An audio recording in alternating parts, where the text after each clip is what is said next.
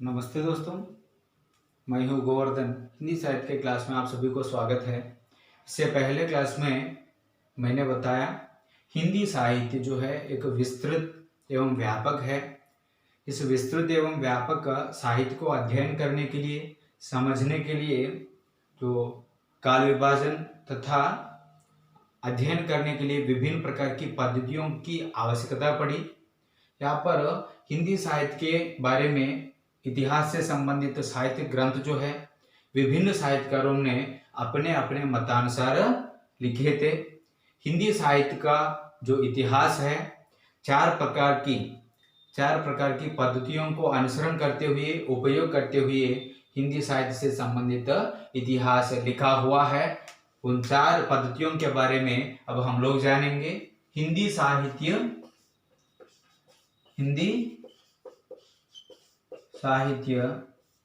का इतिहास, हिंदी साहित्य का इतिहास, विविध पद्धतियां।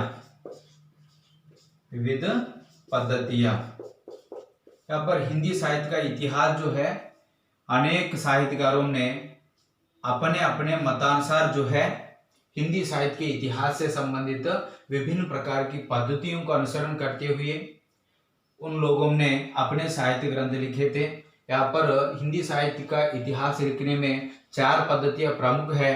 पहला जो है वर्णानुक्रम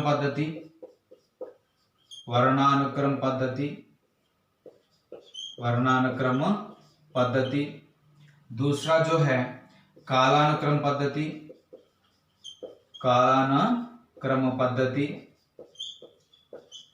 तीसरा जो है वैज्ञानिक पद्धति। चौथा जो है विधेयवादी पद्धति।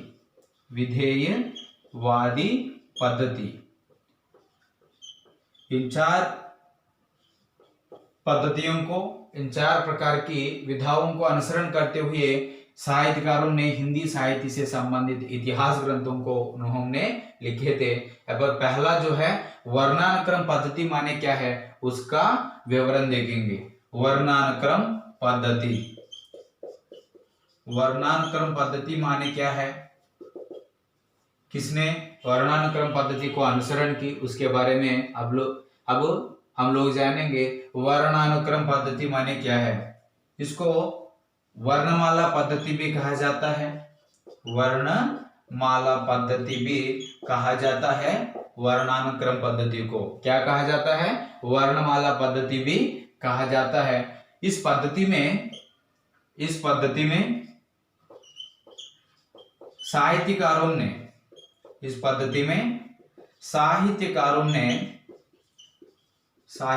ने कवियों के नामों को आधार बनकर साहित्य ग्रंथ लिखे। साहित्यिक ग्रंथ जो है लिखे थे। वर्णानुक्रम पद्धति में साहित्यकार जो है कवियों के नामों को, यानी यहाँ पर जो कवि होता है उनके नाम से जो अक्षर होते हैं नाम में, उस अक्षर को आधार बनकर इन लोगों ने, यानी वर्णानुक्रम पद्धति को अनुसरण करने वाले साहित्यकारों ने अपने साहित्य ग्रंथ लिखे थे। यहाँ पर जो है इस पद्धति में कबीर और केशवदास को एक साथ वर्णन किए थे। यहाँ पर केवल इन लोगों का विचार ये है, कवि के नाम जो है किस अक्षर से आरंभ होते हैं उसको आधार बनकर इन्होंने हिंदी साहित्य से संबंधित जो इतिहास ग्रंथ होते हैं उसको इन्होंने वर्णानुक्रम पद्धति के आधार बनकर लिखे थे। यहाँ पर इस पद्धति जो है इतिहास ग्रंथ नामन कर इस पद्धति को, जो इस पद्धति में लिखे गए ग्रंथ को इतिहास ग्रंथ ना मानकर, इतिहास ग्रंथ ना मानकर साहित्यकारों का कोश कहा गया है। साहित्यकारों का कोश, कोश माने डिक्शनरी कहा गया है। यहाँ पर जो है केवल कवियों के नामों को आधार बनकर साहित्य इतिहास ग्रंथ लिखे थे, इसीलिए यह जो है एक दोषपूर्ण और अनुपयुक्त पद्धति है, और अनुपयुक्त पद्धति है। इस पद्धति को कोई भी साहित्यकार ने अनुसरण ना की, क्योंकि यह पद्धति जो है कवि की जन्मतिथि को आधार ना मानकर केवल नाम के आधार बनकर इन्होंने साहित्य इतिहास ग्रंथ लिखे थे। इसीलिए इस साहित्य ग्रंथ में और इस पद्धति में जो है अनेक प्रकार की दोष है, इसीलिए इसको अनुपयुक्त माने जाते हैं। गार्सदा तासी ने इसका अनुसरण की। गार्सदा तासी जी ने वर्णानुक्रम पद्धति का अनुसरण की। गार्सदा तासी हिंदी साहित्य के इतिहास ग्रंथ जो है पहली बार इन्होंने लिखा इस्तवर दला लिटरेचर हिंदुस्तानी नामक इतिहास ग्रंथ में इन्होंने वर्णानुक्रम पद्धति को अनुसरण किए थे। वर्णानुक्रम पद्धति के बाद आता है कालानुक्रम पद्धति। वर्णानुक्रम पद्धति का अनुसरण किसने की? गार्सदा तासी ने अपने साहित्य ग्रंथ इस्तवर दला लिटरेचर हिंदुस्तानी नामक ग्रंथ में। यहाँ पर गार्सदा तासी जी ने कवियों के नामों को आधार बनकर उन्होंने अपने साहित्य ग्रंथ की रचना की। ये जो है वर्णानुक्रम पद्धति। वर्णानुक्रम पद्धति के बाद आते हैं कालानुक्रम पद्धति। अब कालानुक्रम पद्धति के बारे में जानेंगे। दूसरी पद्धति है कालानुक्रम पद्धति। इस पद्धति में जो है हिंदी साहित्य के इतिहास से संबंधित विषय जो है इस पद्धति को अनुसरण करने वाले जो साहित्यकार होते हैं उन लोगों ने कवियों और लेखकों की जन्म तिथि को आधार बनकर इन्होंने साहित्य लिखे थे। जन्म तिथि को आधार बनकर कालानुक्रम पद्धति अनुसरण करने वाले साहित्यकार ने साहित्य लिखे थे। यहाँ पर इस रचना में जो है तत्कालीन यानी कालानुक्रम पद्धति अनुसरण करने वाले साहित्यकारों ने ऐतिहासिक कालक्रमानुसार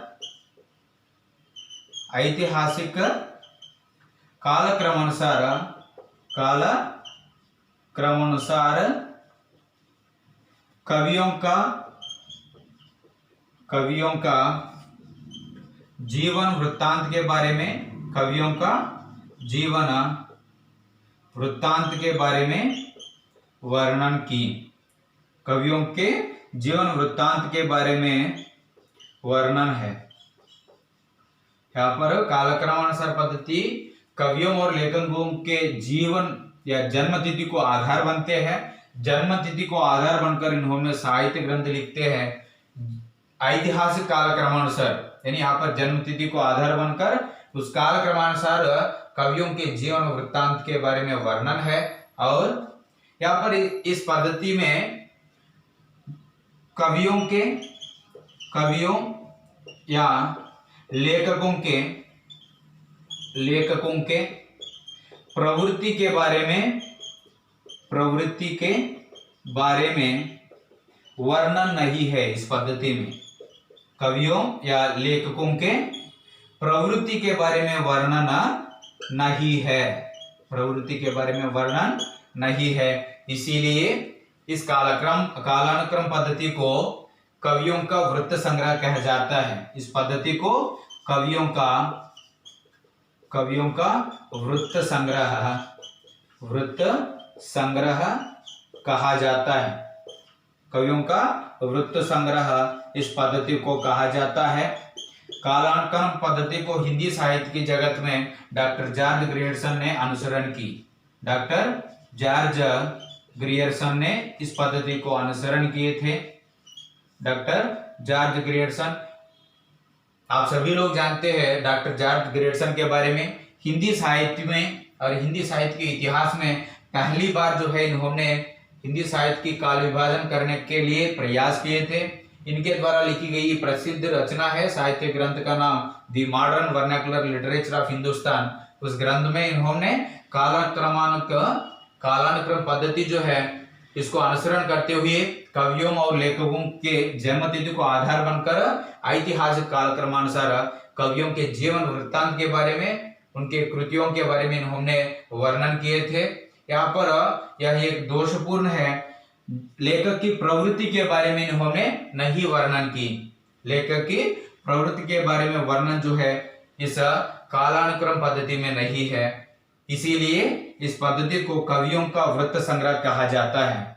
इस पद्धति को कवियों का वृत्त संग्रह कहा जाता है। डॉक्टर जॉर्ज ग्रेडसन जी ने हिंदी साहित्य के इतिहास ग्रंथ the modern vernacular literature of Hindustan साहित्य ग्रंथ में इन्होंने कालानुक्रम पद्धति को अनुसरण करते हुए उन्होंने अपने जो विचार होते हैं साहित्य के प्रति उसको उन्होंने अपने साहित्य ग्रंथ the modern vernacular literature of Hindustan में व्यक्त की। उसके बाद आता है वैज्ञानिक पद्धति। तीसरी पद्धति है कालानुक्रम पद्धति के बाद तीसरी पद्धति है वैज्ञानिक पद्धति। वैज्ञानिक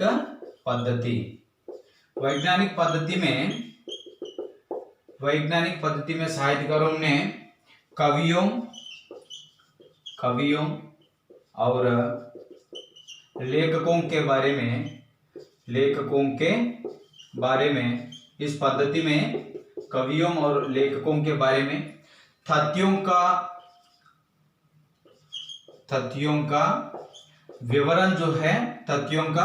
विवरण जो है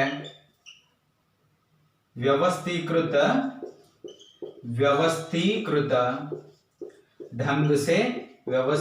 ढंग से वर्णन किए गए हैं। वर्णन इस पद्धति में है। वैज्ञानिक पद्धति में कवियों और लेखकों के बारे में तथ्यों का विवरण जो है व्यवस्थीकृत ढंग से वर्णन किए गए हैं। इन्होंने यानी वैज्ञानिक पद्धति में कालानुक्रम पद्धति को अनुसरण किया। इसमें कालानुक्रम पद्धति को अनुसरण किया और इसमें जो है जो समय की कालावधि जो है वैज्ञानिक पद्धति के द्वारा जो की गई है समय की विश्वसनीय जो है पर्याप्त मानते हैं। समय की विश्वसनीय जो है इनके द्वारा समय की दृष्टि से देखें तो समय की दृष्टि से वैज्ञानिक पद्धति जो है पर्याप्त विश्वसनीय मानते हैं। पर्याप्त विश्वसनीय मानते हैं। वैज्ञानिक पद्धति में समय जो है बहुत विश्वसनीय है, यानी यहाँ पर सही रूप से इस पद्धति को जो अनुसरण करने वाले साहित्यकार होते हैं उन लोगों ने साहित्य ग्रंथ लिखे थे। यहाँ पर वैज्ञानिक पद्धति अनुसरण करने वालों में डॉक्टर गणपत चंद्रगुप्त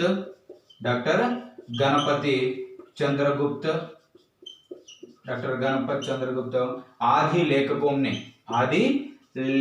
ने साहित्यकारों ने अनुसरण इस पद्धति को की।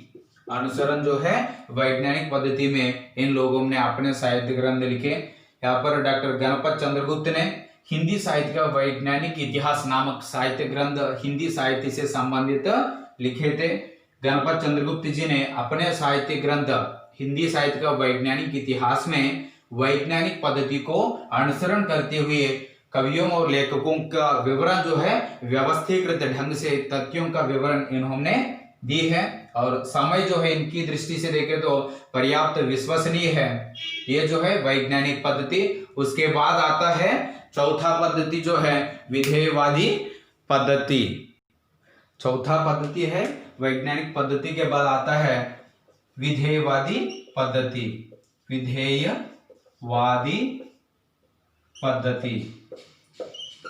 विधेयवादी पद्धति जो है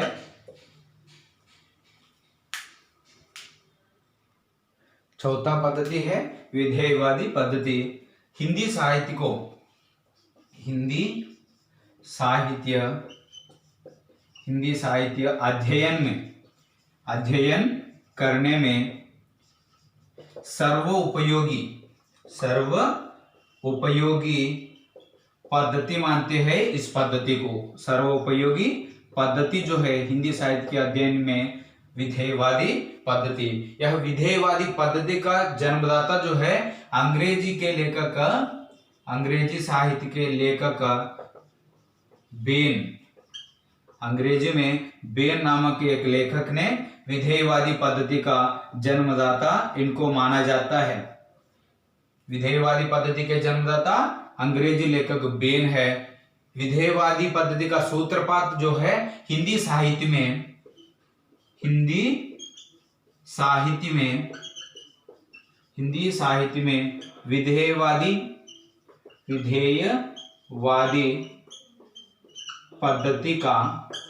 विधेयवादी पद्धति का सूत्रपात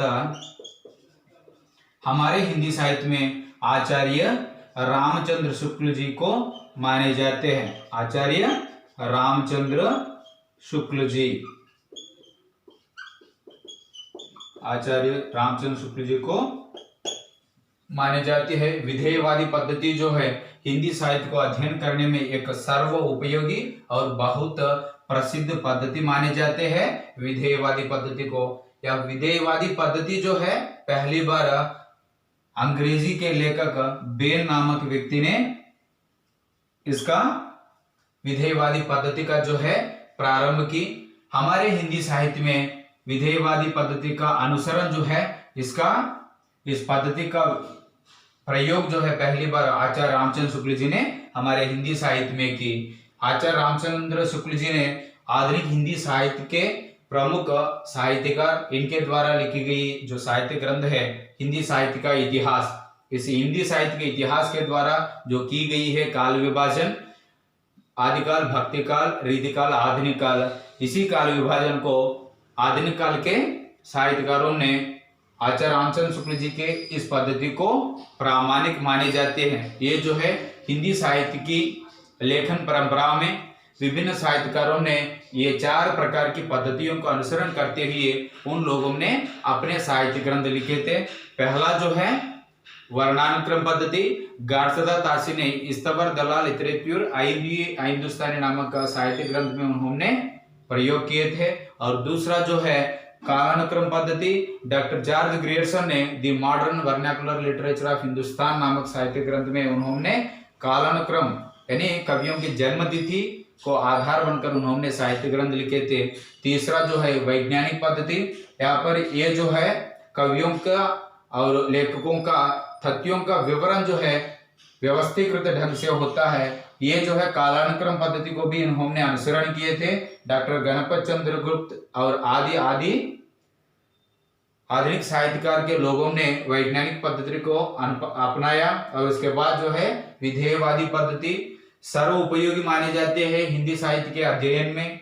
इसका सूत्रपात जो है हमारे हिंदी साहित्य में आचार्य रामचंद्र शुक्ल जी को देते हैं। फिर भी विधेयवादी पद्धति का आरंभ जो है अंग्रेजी साहित्य में बेन नामक व्यक्ति से माने जाते हैं, इसीलिए बेन को विधेयवादी पद्धति के जन्मदाता कहा जाता है।